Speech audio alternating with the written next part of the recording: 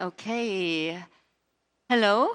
Good afternoon. Buenas tardes a todos. If you could please take your seats. I know it wasn't quite ideal. There was a half-hour break between the last session and this one, but thank you for having made it over. That's very kind to be with us here. So if you could take your seats, please. So, my name is Martina Otto, and I have the privilege to head the Secretariat of the Climate and Clean Air Coalition. For those of you who don't know who we are, we're a global partnership convened by the UN Environment Programme. We bring together over 200 national governments, NGOs, and international organizations working to tackle air pollution and climate change. At the heart of our mission is the understanding that air pollution and climate change are not separate problems, they are deeply connected. And by tackling them together, we can actually protect the health of our communities and slow the pace of climate change at the same time. But first, I want to take you from here in beautiful Cartagena, down past the Sinu and the Magdalena River valleys to the city of eternal spring, Medellin. And not long ago, Medellin was suffocating, trapped in a thick layer of air pollution that was so potent that simply stepping outside was a health hazard. And the city, the fact that it is cradled in a steep valley, didn't help. So the geography didn't help. The smog caused by traffic, industry, and waste burning was settling over the city like a heavy blanket, day after day. And of course, this is not a unique tale. There are many cities around the world that, on each continent, that are choking on the very thing that is meant to give life, breathing. But the story didn't end here.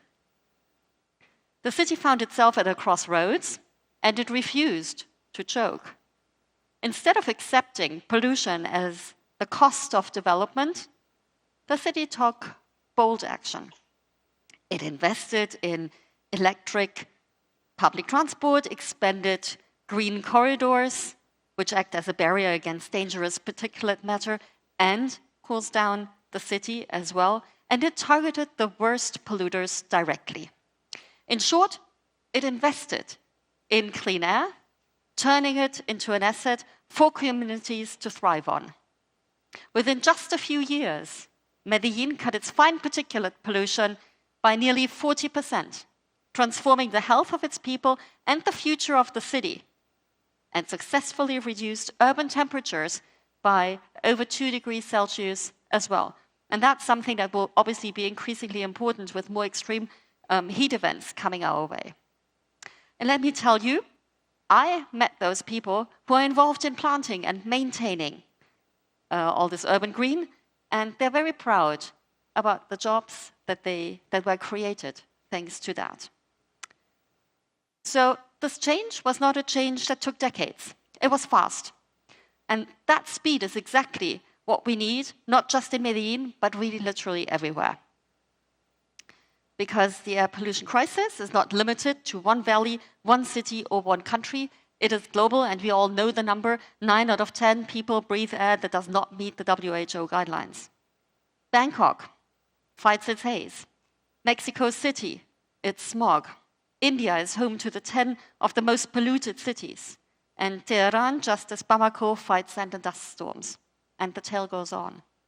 At the same time, just like the good news from Medellin or from Beijing, with an impressive reduction of air pollution over a short period of time, the new numbers from OpenAQ tell us that the share of cities that now meet PM 2.5 standards increased from 9 to 17% from 2023 to 2024. So there's progress, but just not enough. We must kick air pollution off that podium where it made it to place 2 in the ranking of the biggest risk factors for dying. And air pollution is a shared crisis, not only because it's shared across everywhere on the world, but also because air pollution travels. It's carried by the wind, making it a topic for shared responsibility across airsheds. And we all know that air pollution is a crisis, and extreme weather events, now part of our day-to-day reality, have brought home the climate crisis too. But what many people do not necessarily realize is that some of the most powerful climate pollutants, known as the superpollutants that you now see on the screen behind me, are also driving dangerous air pollution.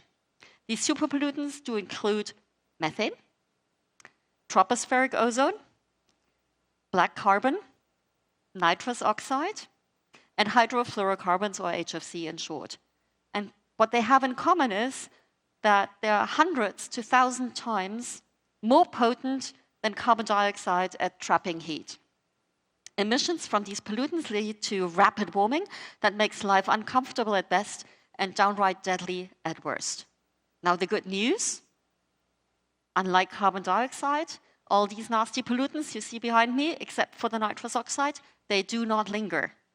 Cut them, and we see the results, for some almost immediately, for others within a decade. But where they are causing air pollution, those benefits we see immediately. And this is where the real opportunity lies. If we want cleaner air, healthier communities, and a shot at slowing warming in our lifetime, tackling super pollutants is our fastest option, our emergency brake to turn down the temperature. So fortunately, we don't have to start from scratch, and the CCAC is where the world convenes to tackle super pollutants head on, bringing together governments, businesses, and scientists. And there's a number of people in the room who are really part of this effort. We're working to scale up the known and cost-effective solutions, and also to spark innovative solutions.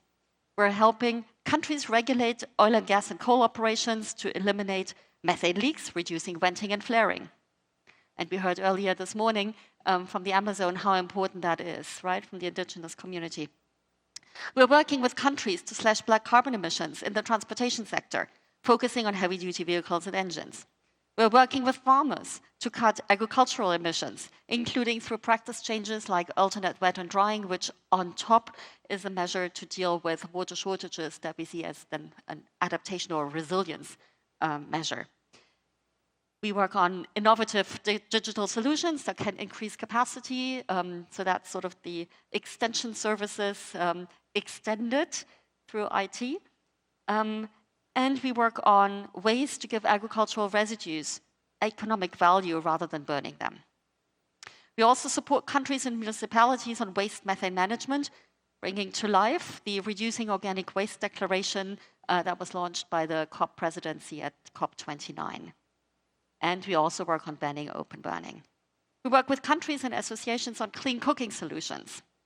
And we support air quality managers from around the world to have the tools they need to address air pollution through the CCAC's Air Quality Management Exchange platform, AQMX. And there will be a training session this Friday on this. And we spur regional cooperation, for example, through what we do together with the African Union Commission, the Africa Clean Air Program, a pan-African approach to reducing air pollution. So, having gone through all of this, the impact of these efforts can be massive. Scaling up the initiatives that we already know that are effective and relatively low cost could prevent up to 0.6 degree of warming by 2050 and save millions of lives. And it may sound not that much, 0.6, but it is huge, and it can make the whole world of a difference if you look at limiting the overshoot of 1.5, which is the Paris Agreement objective. Now, here's the kicker. The beauty of this approach isn't that it just helped the planet. In the long term, it delivers these health benefits, food security, energy security benefits, and more. We tighten regulations on the oil and gas sector to cut methane leaks. We also avoid a resource evading into the air, meaning we help spur energy security. We also slow warming and reduce harmful ground-level ozone, which protects both public health, but also the crops that feed us, because tropospheric ozone impedes plant growth. We clean up transportation, including shipping, and we cut carbon, preventing asthma, respiratory illness, and helping to avoid ice melt in the Arctic. We phase out super polluting refrigerants in the cooling sector, And we make air conditioners more climate friendly, we cool our homes and reduce death from extreme heat, and all that without further heating up the planet. We adopt sustainable agricultural production practices and reform fertilizer use, and we curb nitrous oxide emissions. And through that, we can prevent up to 20 million premature deaths globally by 2050 and avoid the equivalent of up to 235 billion tons of carbon dioxide emissions by the end of the century. We improve organic waste management and capture methane from landfills, and we cut powerful climate pollutants while reducing toxic air pollution that disproportionately harms vulnerable communities living around the waste sites. And at the same time, we create new business opportunities by going circular. That is keeping the highest possible value, so food, feed, material, and energy, rather than letting a resource go to waste. And as you can see, every step we take against super pollutants is a win-win for climate, health, and our economies. And that brings us back to Medellin. What worked there can work anywhere. And no, I'm not suggesting that there's a one-size-fits-all. Sources of pollution, climatic conditions, topography, they all matter and provide for a complex atmospheric chemistry. But what I refer to is leadership and collaboration. Taking the courage, targeting the biggest pollution sources, investing in cleaner solutions, and engaging private sector and citizens to act fast. And the question for us is, will we, like Medellin, refuse to choke? We don't have to wait, neither for the perfect data on the quality of our air, nor for new technologies. Solutions that work are already here. It's about the choices we make today, each of us, to demand better policies and investments in clean energy and to push industries to eliminate these dangerous pollutants. The future is in our hands. We have a once-in-a-generation opportunity to turn the tide on air pollution and climate change at the same time. And Medellin proved it's possible, and now it's up to us to scale that success. City by city, country by country, by working together. And as we celebrate on 7th of September, the International Day of Clean Air for Blue Skies, over 27,000 people will participate in the Medellin Marathon. 27,000 people will be breathing together. 27,000 people will be celebrating being outdoors together.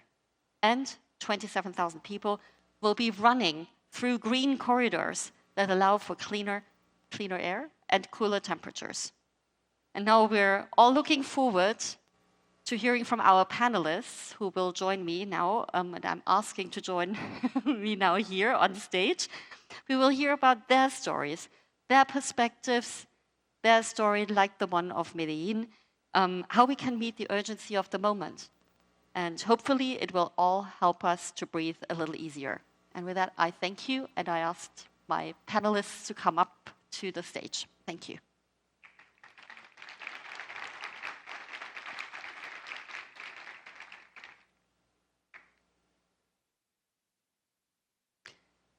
And while everybody is coming up, I wanted to recognize Maria Neira, WHO. Obviously, no introduction needed, but what she has done to actually really put the topic on the map is just fantastic, and I want to thank you. I want to thank you for the collaboration over the years. I want to thank you for having pulled together a second event, for having us here, bringing us together, and I think it's a really good sign as well for the collaboration that we've had over the years, bringing the communities together, because that's what we need as well. I'm sort of representing, waving the hat for the environmental community, Maria, obviously for the health community, and we all need to work together on this. So a big thank you to you.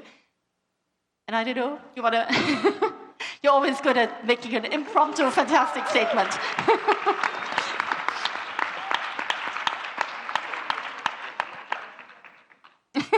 Okay, good. With that, I would like to turn to Heri Eijkemans, and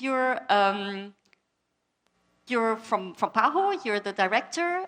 You're looking at the health side of things, and maybe an immediate question to you on how you think the health community can engage in the short-lived climate pollutants? What is the return that you get from taking a narrative on integrated climate and clean air action for the health community? Maybe I leave it with that. Yeah, thank you. Thank you very much, Martina. Thanks for the opportunity.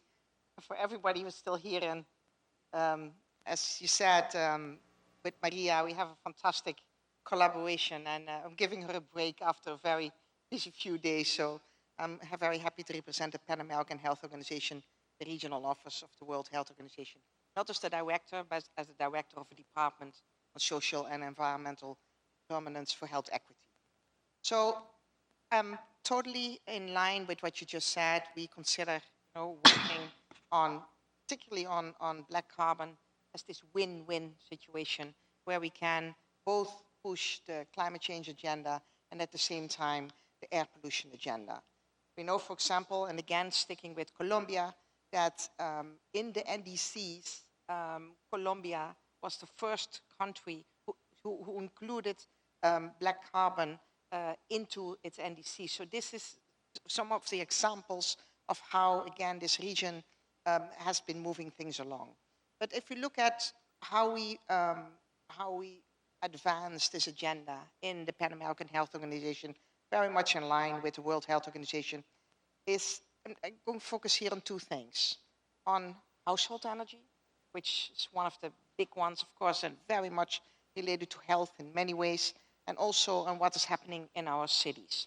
So household energy, we know, we heard it several times, in this region alone, still 70 million people using fossil fuels to cook, heat at the same time. So we are really looking at how to bring those alternatives to the homes of the people in a way that's acceptable. We have talked a lot about what's possible, but I think we also have to look very much about what is acceptable for the communities and the households, the families that are using the fossil fuels at the moment. In the Pan American Health Organization, our director has launched an initiative to eliminate 30 diseases and conditions, ranging from TB, HIV, some very diseases like leishmaniasis, etc. But one of the conditions there is the elimination of cooking with fossil fuels. So it's very high on the political agenda of our ministers.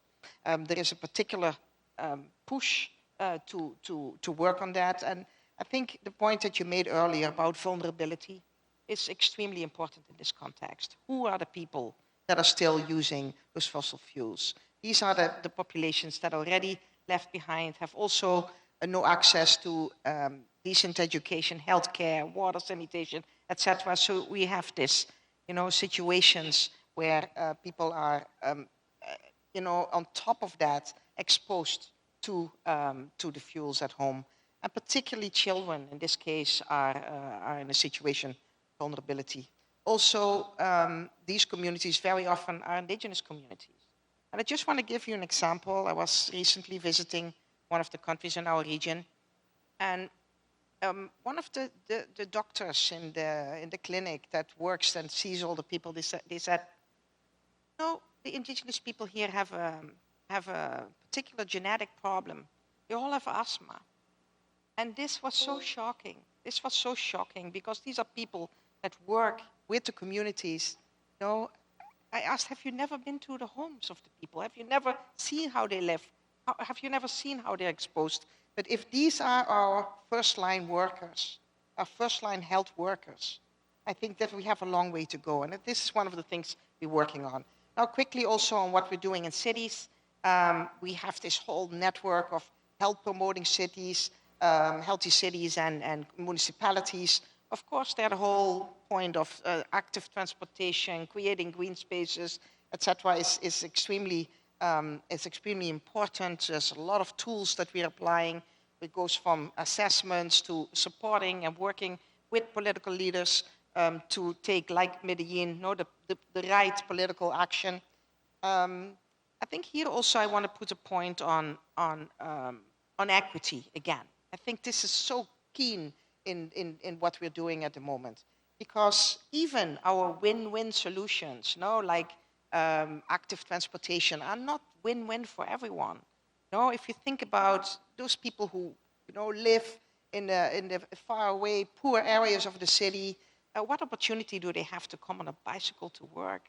Or even, public transportation sometimes is not safe, it's not accessible for them. So I think it's really important that when we think about those solutions, we put in the center the people in their situation, in their conditions, with their vulnerability, so that we can really make the progress that is needed. So I think these are some of the points that we are pushing. There's a lot more we can say, but I think this is one of the first things we can contribute here towards a much better health for everyone by tackling those pollutants that can be tackled. Thank you.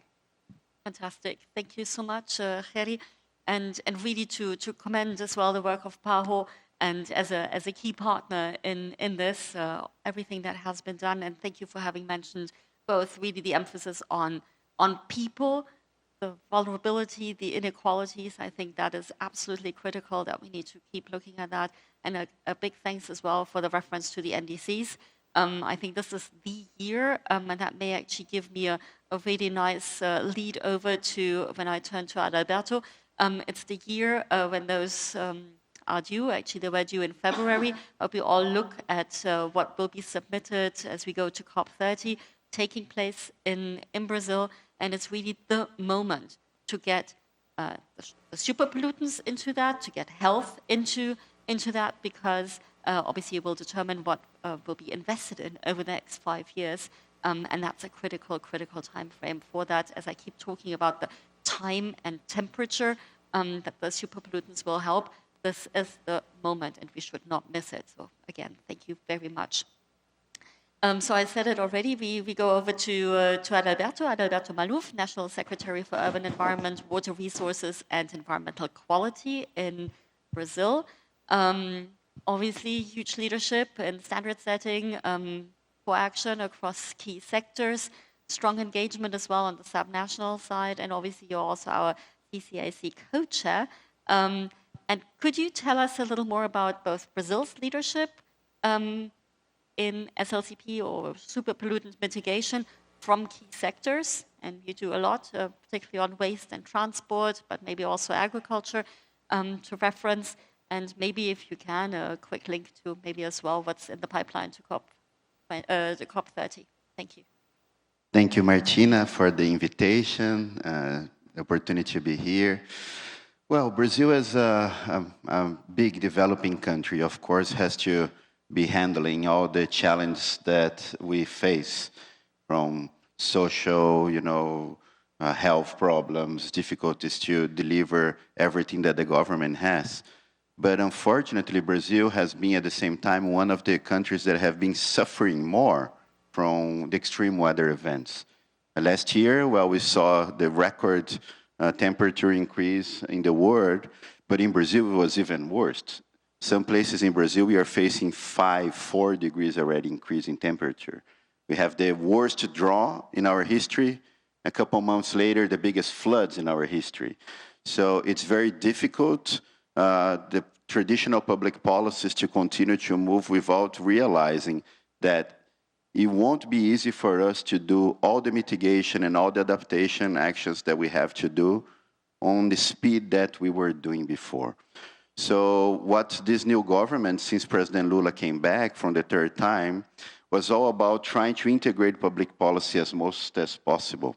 So our climate plan, which is being updated now, has 16 adaptation plans and 8 mitigation plans. But they are not, well, they're led by the Minister of Environment, but they are executed by everybody else. So the Minister of Treasury, he takes care of the ecological transformation plan that tries to integrate the finance, the climate finance part at all the areas. The new industry plan has a lot of targets for CO2 reduction, efficiency. So at the end, what we see is that the environmental climate policy has been led by everybody. And for us, this is really good, because at the same time, we realized that some of these super pollutants, especially that were not too much in our radar before, our NDC was already an economy-wide. We already had methane there, but somehow our NDC didn't have the ambitions of the implementation.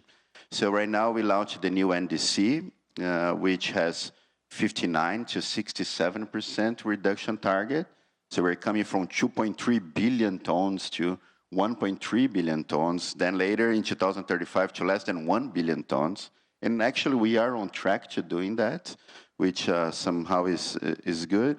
But we realized that tackling all these other super pollutants was also an opportunity to handle the other problems we had. So air quality was also a major issue. So last year we were able to approve a national policy, the new pollution standards based on the World Health Organization. With the support of CCAC and other partners, we finally made started to do our national plan to reduce short-life climate pollutants, how to reduce methane from agriculture, how to reduce methane for waste and agriculture waste. And of course, this is not only a business opportunity, because at the same time we approved this new legislation on biomethane, which demands biomethane blends over the natural gas. So instead of importing gas, we can use the waste we already have in our country. But it also gives opportunity for economical development, creating of technologies and integrating some of these policies. So Brazil is really pushing for COP30 that we can now bring these agendas, that other countries also involve NDCs in their NDCs, the super pollutants. Even our climate plan, that we're going to have a special chapter on super pollutants. For us, it's very important that we can bridge this on the NDCs with city targets. So our NDC is clear that the targets will be coming down to the level of the cities. And by doing that, it allowed us to create this new program called the Green Resilient Cities Program that integrates the actions between the federal government, the states, the cities, civil society on, adaptation based on ecosystem, so green areas, nature-based solution, low carbon technologies, mobility, circular economy, well, all the range of actions. But at the end, the mayors are the ones that have not the final voice, but are the ones that kind of lead up the agenda. So we are very happy to see that somehow the policies move. And one of the priorities for us at COP30, which is something innovative that we brought to G20, was on the task force of climate, bringing ministers of environment, ministers of treasury, and central banks president together. So that's what we want to do. We think that COP on climate especially can't be led only by environmental and health people. It needs to be led by the treasury guys, by the central banks guys, because climate finance is on the center of the revolution. We need to get there. I think there is funding available to the private sector and also from the government, but historically we have not been spending it on the right thing. So by integrating these policies and having this bigger view that especially CCAC, EDF, Clean Air Fund, all these international partners have been helping us to see, we are somehow integrating the policies that can generate a lot of jobs, economic growth, and at the same time adapt our cities, prepare for more resiliency, and also tackle some of our social challenges. Fantastic. Thank you so much, Adalberto. Action at home, leadership internationally, and obviously an outlook as well to COP30. And congratulations, yes, the NDC is out there putting the bar where it needs to be. And maybe just as an additional soundbite, have seen 19, I think, now that have been published. And the majority do have, in one way or the other, a reference to the super pollutants. So I want to hold that thought. We're on a good path, but obviously much more is needed here as well. So thank you.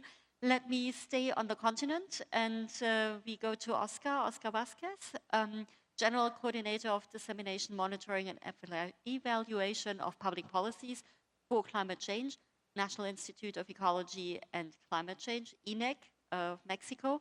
And obviously you're an eminent expert on air pollution action. Mexico has a track record both nationally but also at the subnational level with what Mexico City has done across a number of sectors. Mexico has been a founding member of the CCAC, and really brought into the integrated approach that the short-lived climate pollutant agenda provides to tackle air pollution and near-term climate change. What would you say is Mexico's greatest achievement in that regard, and what challenges remain? Thank you. Well, I think Mexico is having a successful history about the pollutants in the social media. It's very important to apply any kind of programs that the society knows the problem. Maybe in Mexico City we have to work in many years ago about this work with society, with the scientists, with the academic, with the private sector. And this issue, I think, is the principal point to come to work in the environment emissions. And I think this, no sé cómo decirlo, esta sensación de emergencia, ¿no? ¿Puedo hablar en español? ¿Puedo hablar un poco en español? Bueno. ¿Sí me entienden? Ok. A ver, para trabajar en temas poco bienvenidos, mal vistos por muchos en la sociedad, es importante crear una conciencia, un sentimiento de emergencia. Y yo creo que en el país hemos sido exitosos en crear esta sensación de emergencia. Pongo un ejemplo. La Ciudad de México, que fue pionera en este tema, logró desarrollar una serie de indicadores que se dieron a conocer entre el público, como el IMECA, el índice de calidad del aire, donde se le informaba a las personas, se les informa sobre la calidad del aire. Entonces la población es consciente de la mala calidad del aire. Y esto permitió aplicar medidas muy impopulares. Hace décadas se inició con la salida fuera de la ciudad de una refinería completa que había en la ciudad. Luego una planta de generación eléctrica y así sucesivamente. La industria pesada salió de la ciudad y se logró aplicar una serie de medidas de control vehicular, de medición de emisiones en los vehículos privados, y esto no hubiera sido posible si no se comunica a la población sobre la situación real. Por supuesto, de la mano con los investigadores, por supuesto, trabajando con las empresas automotrices para mejorar los estándares de emisiones de los vehículos. Aquí adelante está Sergio Cirat, quien ha sido parte de este equipo pionero que ha hecho un gran esfuerzo por reducir emisiones. Ahora bien, sobre los supercontaminantes tenemos todavía mucho que hacer. Afortunadamente, el protocolo de Montreal ha avanzado mucho en los gases que le corresponden. Sin embargo, les voy a dar algunos datos. En nuestro país, la cuarta parte de las emisiones son metano. De los 777 millones de toneladas que cada año se emiten de CO2, la cuarta parte es metano. Y un poco más de esa cuarta parte, un poco más de la mitad de esa cuarta parte, proviene del ganado. Un 30% proviene de los residuos sólidos y de las aguas usadas, de las plantas de tratamiento, y una fracción menor, alrededor del 16%, proviene de la industria del petróleo y del gas. Tenemos un reto con el ganado y desafortunadamente el ganado no tiene una perilla para mover y activar y desactivar, ¿no? Hay un reto, pero hay un reto de alimentación, un reto de familias que viven de ese negocio, un reto de cómo aplicar medidas que traigan beneficios ambientales sin perjudicar el desarrollo económico y el bienestar. Como ya decía nuestro colega, Nuestros países necesitan desarrollo. No nos podemos dar el lujo de quedarnos sin empleo. Y aquí la iniciativa privada es básica en la generación de empleos. Entonces tenemos que trabajar, tomar un poco de ejemplo el trabajo que se ha hecho con la industria automotriz, de llegar a acuerdos, de decir en tantos años vamos a aplicar a tal medida, vayan adaptándose y vamos hacia allá y vamos hacia la electromovilidad.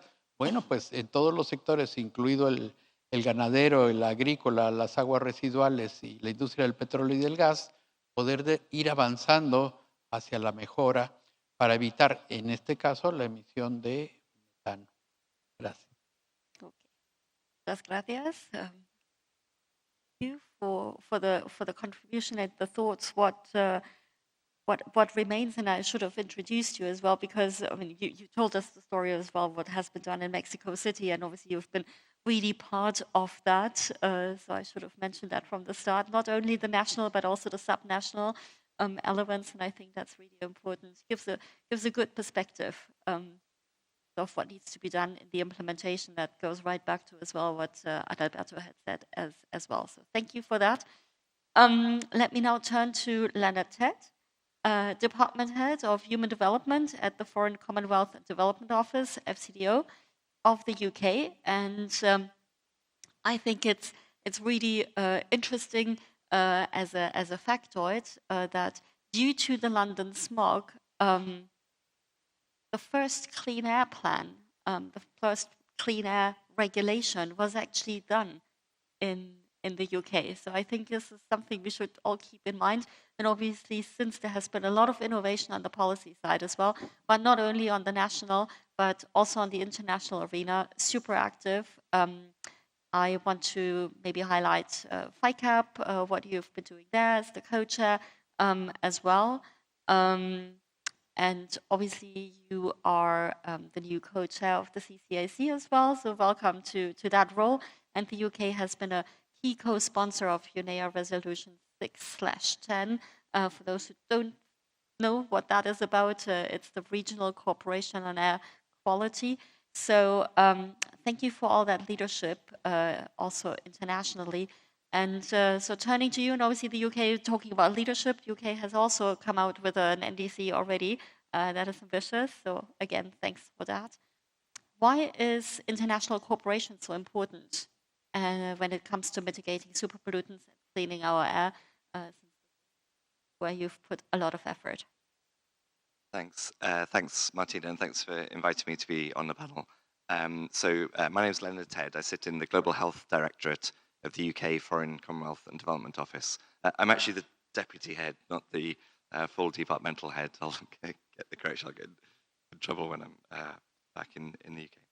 So yeah, a few things to touch on with this. So I'll try and give a bit of a political kind of flavor running through a few of the comments. So Martina just mentioned this resolution. So the UK was really pleased with reps from all continents to sponsor the resolution that called for greater regional and interregional cooperation on tackling air pollution. And look where we are here.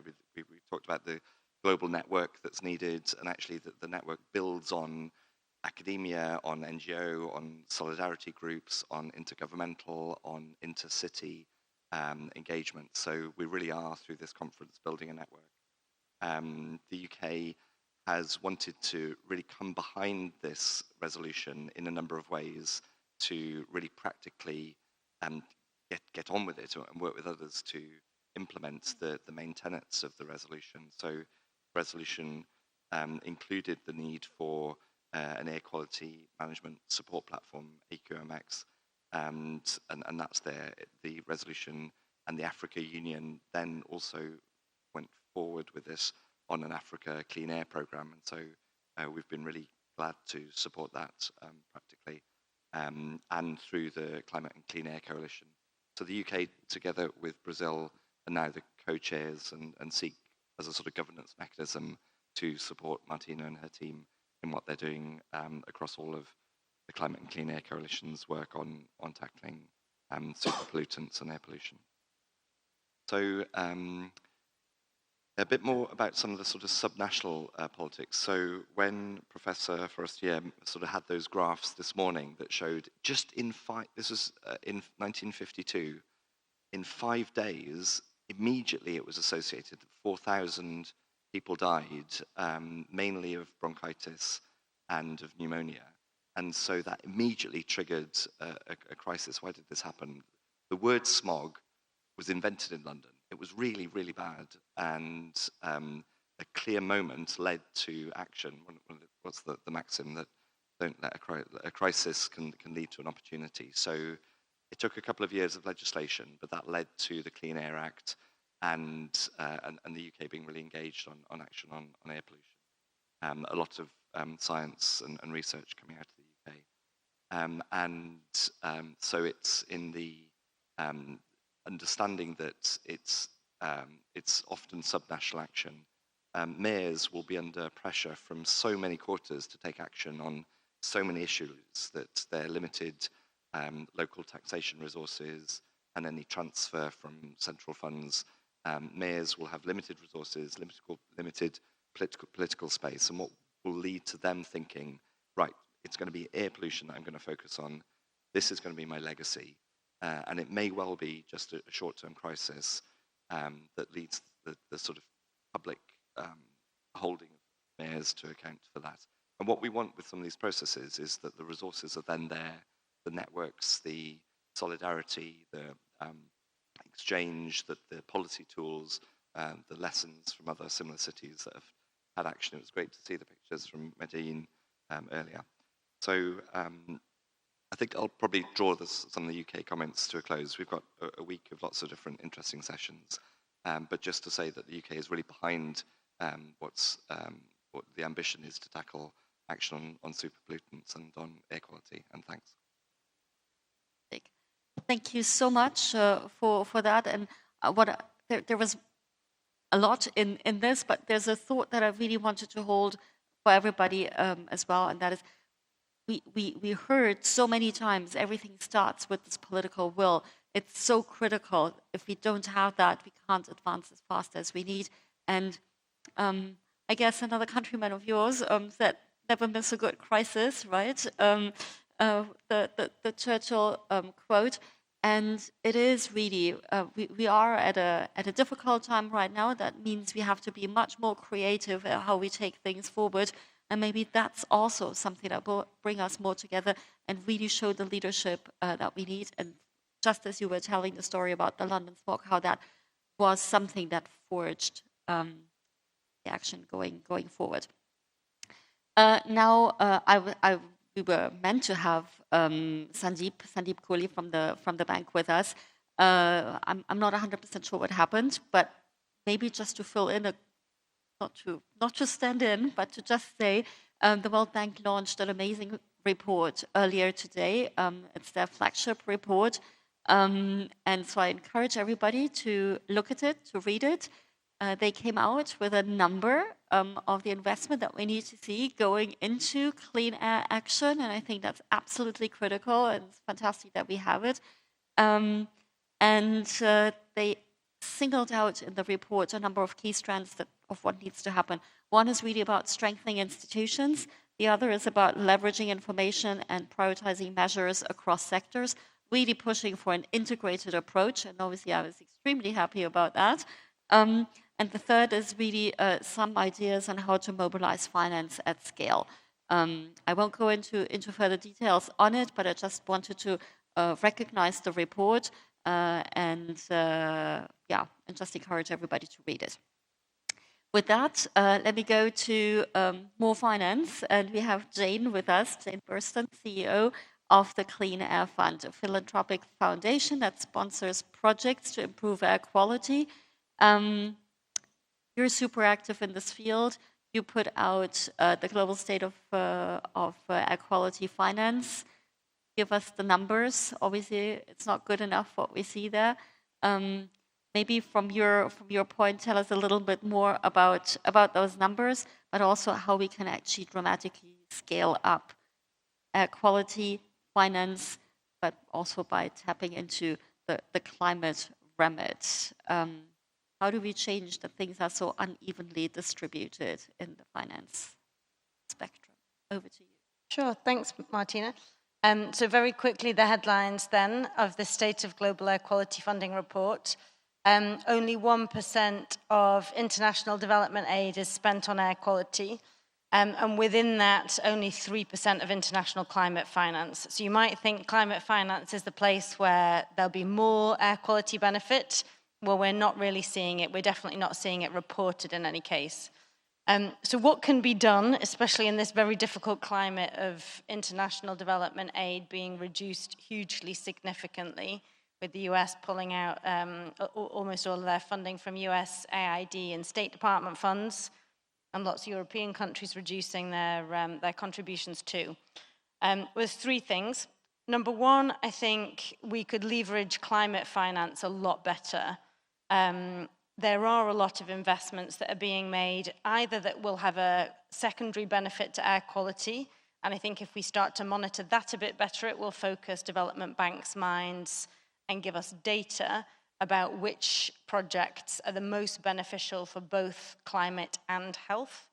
And secondly, there'll be a bunch of projects that are being invested in that with only a very small amount of additional investment could have an even more beneficial impact on air quality. And so to improve that, with a number of development banks, we're working on ready to publish a toolkit for project officers, looking at where in the project development cycle they could integrate air quality and point them towards the kind of guidance that's on the CCAC AQMX platform about how exactly they can do that, because they're often sectoral experts, but maybe not air quality experts. Second thing, I think, to your talk from earlier, there's a huge opportunity to use super pollutants as the critical point where you can work on both the climate and the air quality goal. And we looked, therefore, specifically at how much of this tiny amount of international development aid goes on to super pollutants, and it's a fraction. It's like 0.1% of that 1%. Which is super shocking to me, because I would have thought that this was the area that people were focusing on the most, not least because of the climate mitigation benefits of things like black carbon, but also the adaptation, the deposition on snow and ice, making it melt faster, and the effects it has on rainfall. So I think focusing really in on what projects could support super pollutants is something that development agencies and banks haven't done to date and ought to do. And countries could help them do that by writing it in their NDCs, like it sounds like Brazil has done, and through the Healthy NDCs tracker, which GCHA runs, we can monitor which NDCs have got these plans in. It was mentioned Colombia is the first country that really prioritized black carbon. There's 17 other countries that have done it in their former NDC, and this is a really good way of getting plans that then become investable projects for international aid. And then the final thing, which is highlighted by a global commission that I serve on with Martina and Maria and others, our Common Air Commission, is to make the economic case better. Adalberto talked a lot about trying to convince the Treasury, and I think that we could just do that a lot more. There's very few studies looking at, for specific projects, what's the ROI related to the health benefit of the air pollution reduction. We know that from World Bank numbers, about 6% of global GDP at the moment is spent on the health costs of air pollution. We also know that businesses would benefit if pollution reduced from the productivity gains. Lots of people are off sick because of illnesses related to air pollution, or their kids are off sick and they have to stay home from work to look after them. And then specific sectors get affected, like Martina in her talk mentioned agriculture and crop yields going down. And actually, Matt Whitney, who's in the audience today, and I were researching a chapter for a book on air quality, and we were looking at the London smog. And a very amusing anecdote that was told in Parliament when they were talking through the first ever Clean Air Act was that lettuces, so salad, grown in central London, was 25% smaller than lettuces grown in the countryside, and that's because of the smog. The sunlight couldn't get through for it to grow. So we've known about these agricultural effects for a very long time. And I think we just need to start emphasizing these economic benefits more, both at a macro level. There's no kind of annual reminder of the big economic harm that we're doing, like we've got this annual reminder of the health harm, and at a project level to help increase the ROI of the kind of projects we want to see investment in. Fantastic. Thank you so much. I didn't know the factoid on the lettuces. We keep saying it's really, you see how much plant growth is impeded. You see how measly some of the plants look like exposed to tropospheric ozone, but it goes back to then. I think that's really interesting. So thank you for that anecdote on top of all the good points made on finance and how to scale things up. Thank you. Now, a really quick fire round to all of you, very briefly in a few words. What is the best advice that you can give to a peer who wants to engage on the path to cleaner air? A critical step, a successful approach, something that actually was a pitfall to be avoided. One piece of advice. And I don't know, Ferry, do you want to start? Thank you. I will insist on including equity in the work from the very beginning, not as an afterthought. Really, we saw when we didn't do that during the COVID crisis, what happened. It deepened the inequalities in countries, within communities. So I think any crisis, like the crisis we're living now, if we do not from the very beginning put that equity focus, we are on top of creating a huge health crisis. We're on top of that, broadening the gaps in health and in health equity. Mine would be to make sure that there's learning from everywhere else where there's evidence of what's worked. This is why we funded the Air Quality Management Exchange. So learn from what's happened and draw down on the resources that are there. Spanish. Lo veamos o no, todas las acciones de mitigación de supercontaminantes climáticos o locales pasan necesariamente no solo por la mitigación, sino también por la adaptación. Finalmente también son medidas de adaptación. Y lo veamos o no, los temas de equidad deben estar siempre incluidos. No los vemos muchas veces. Pensamos que no están ahí y sin embargo, mitad de la humanidad está en serias desventajas. Entonces, me parece que una visión integral de la reducción de los supercontaminantes con la adaptación, con los temas de equidad en todos los aspectos es vital para el avance de las metas climáticas y de contaminantes locales. Gracias. So I think, just building on your talk, focus on black carbon emissions reduction within clean air and climate policy. We have just put out a new report called Tackling Black Carbon, How to Unlock Fast Climate and Clean Air Benefits. And it talks about this point that just because black carbon is a component of PM 2.5, it doesn't mean that when you reduce PM 2.5 that black carbon emissions come down proportionally. And an interesting policy example that I heard earlier, which I thought I would share just by way of demonstrating this, is the previous Euro 4 and 5 transport regulation used particle mass as a means of measuring the particulate matter reduction. And that did not proportionally reduce black carbon emissions. Now with Euro 6, it's about particle number. It means that the filters are much finer, and so black carbon can't get through quite so much. So even though it's a not intentional, as far as my understanding goes, benefit of the policy, it has had this huge benefit for black carbon. So I think if we actively think through, okay, this is a policy for reducing PM 2.5, but what's the impact it's going to have on black carbon, then we can get even more bang for our buck. Well, from our case, I think Brazil has been able to deliver a lot recently. because somehow we've been listening science a little bit more than in the past. We're giving a lot of space and power to the technical people that are doing the agenda moving, creating this co-responsibility structure that we as Minister of Environment, we are not the main actors on stage, you know? Like we do the things, but we are beside giving the space to the big guys. I think after a couple of years at the government, I see that the most important thing is not that you are in front there, you know, and everybody sees, but you are an important person for the important person because they rely on you, they rely on your team to do the work for you. So it's a way to, you know, to work for them. But at the end, we also need to have our own motivation.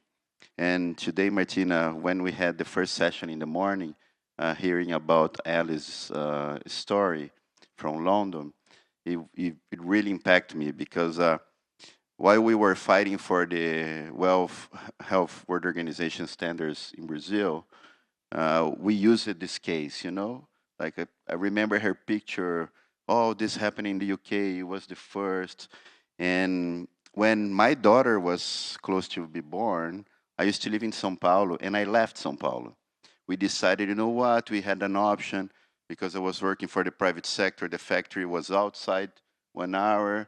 And, you know, I was the president of the Brazilian Electric Vehicle Association, trying to find fossil fuel with, you know, to sell electric vehicles. So like, I'm not going to grow my daughter here. And I had the chance to do it. And while I was listening her story, it really impacted me because I tell a lot of people when they ask, like most of the things I do, I always think about my daughter.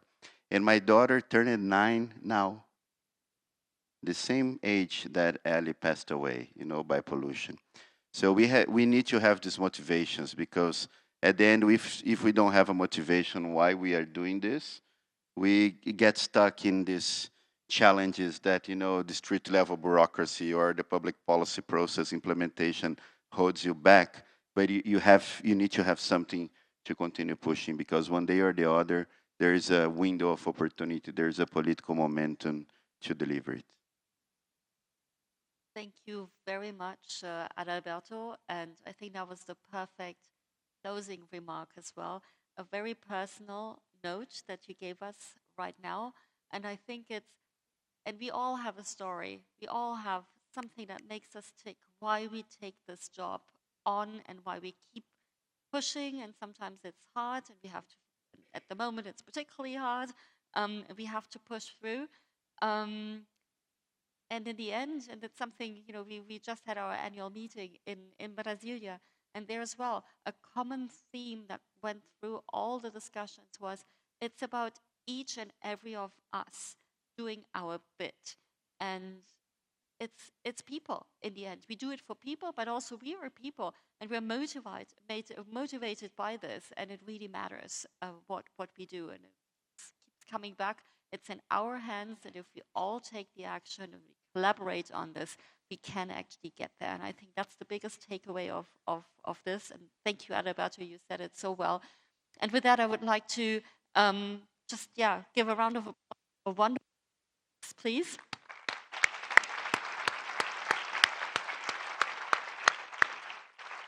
And I have an announcement to make that we now will open the outdoor space, with Maria, who will take us there, and we will have a walk through that. So please join us in this.